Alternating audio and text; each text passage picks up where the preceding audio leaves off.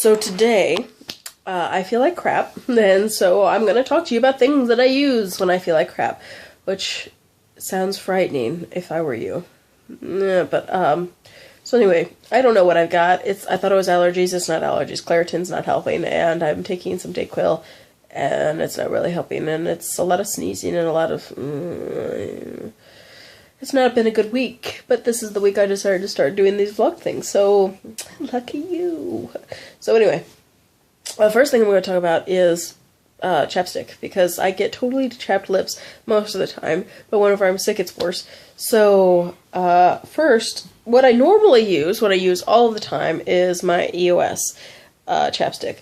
And the reasons I use EOS are because it's totally a decent chapstick and it smells good and it is fine. The reason I use it is because it's a ball, and I can find a ball in my purse without looking, and it's great. Oh, I just totally threw it. So it's yeah. So I mean, I can find it, and that's why. Does anybody else only use EOS because they can find it in their purse? Anyway, and the other reason is because all of the, stick chapsticks, leather like sticks, whenever I would dig around in my purse for those, I would find pens, and I would find all sorts of things that are kind of like that. But most of the time what I ended up with was a chapstick with no cap on it, because I would somehow, in the ruffling of my purse, which is obviously some sort of universe where nothing ever is where it's supposed to be, and it's just one big bag of crap, I would lose the caps, and then I would have a hot mess. So anyway, what I use when I'm sick is my soft lips. Soft lips would be my go-to all the time, never ever without fault chapstick if it came in an EOS type container, because soft lips, the cap comes off like with no effort. I just need a little bit more. But whenever I'm sick and whenever I'm not going anywhere and when I'm just home, and sometimes I keep it by my nightstand just in case I get chapped lips in the middle of the night. Does that happen to anybody else? It happens to me all the time. That's why I have my soft lips. This is coconut cream flavored, and it's perfectly delightful. But my favorite thing about it, soft lips, is that they do have an SPF of 20, which means that I really wish they came in this so that I could use it all the time so my lips could not get cancer. Anyway, bygones, the second product here that I've got for you is a total shocker. So maybe it's not a shocker. Maybe some of you guys have caught on and I am just really late to the game. But I found this out from somebody's blog some time ago, where they talked about using this as an acne cream, and I started using it then as an acne cream. Excuse me, I'm sick. Diseased. And since then I have started using it for pretty much anything that ails me as far as skin is concerned. And specifically, this time I'm talking about like the redness I get around my nose from blowing my nose constantly, or just in general. So this is Buddy's Butt Paste.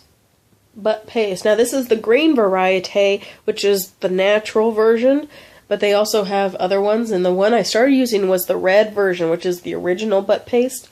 But since I had bought this one in efforts to, I don't know, be more natural, be more snooty, I don't know, but this is more expensive. This right here is $10 for this this size, which is gigantic, and it'll take me years to get through all of it.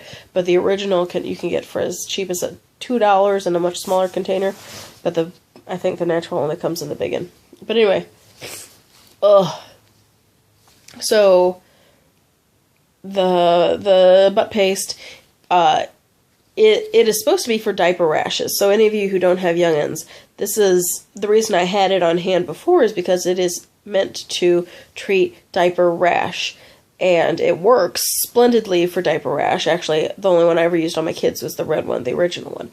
But and so it did. It worked great. But I never would have thought to put it on my face.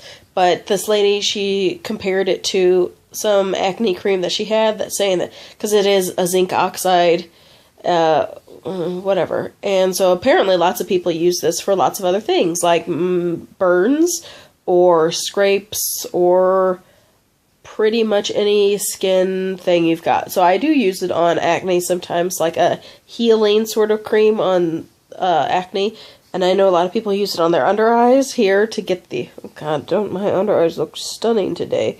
It's that special kind of dead person purple that you can really strive for. But anyway, so I use butt paste and... here. Am I rambling? I'm so sick. I don't even know what I'm saying. Okay, so there we go. So the butt paste comes out of the tube, and it is a solid white. But once you rub it in, it just takes on, like here, I've got some on here. It takes on this really lovely, I haven't bathed looking, kind of shiny looking thing. I have bathed, don't misunderstand me. It just makes you look like you're shiny and oily and everything else. So that's why I only put it on my face either at night before bed or when I'm sick and I'm going to stay home all day. So it's really helping with my nose, because my nose doesn't even look that red in comparison to the rest of my face, which always looks red. But it's looking pretty good. And it feels alright. So it feels like I could blow my nose all day and not really worry about it. But here it is, and I'm going to rub it into my skin right here so you can see here. So there it is, just a little bit rubbed in. But I'm going to work on it a little bit more. Just rubbing, shaking the camera, because that's the hand I'm using to hold the camera. Okay, so I rubbed it in a little bit more, and now you can't see anything. And it's all rubbed in, and so it's clear. Now, the original butt paste in the red container doesn't get quite so clear. I don't know if it ever can get clear. So that's why the natural one is better if you're going to use it for such things. So I totally love having butt paste and keeping it on hand and using it on my face, using it on whatever it is that needs healing and healing fast. Because it is, like, if you used it on a burn or something like that, it heals it way, way fast and totally worth it. So go buy yourself some of that crap. The other thing I'm going to talk to you about, all I'm doing is 3 things. The third thing I'm going to talk to you about is my go-to make me feel better tea. And so that has always been, for me, Aveda tea. If you've ever gone to an Aveda salon, they normally offer you a soothing Aveda tea. And they serve it hot, and it's delicious. It's just so good. I spend a lot of money on haircuts just so I could get some soothing Aveda tea while I'm drinking, or while I'm getting my haircut. So I had purchased it. You can buy it from them, but it's like $40 for 10 bags, and that's a stupid price for me. That does not feed my my bargain hunting desires.